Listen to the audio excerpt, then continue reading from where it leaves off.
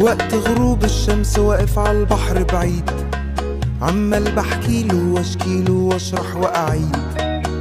فجأة لقيتها وكنت فاكرها عروسة البحر، خارجة من المية وطلتها أقوى من السحر.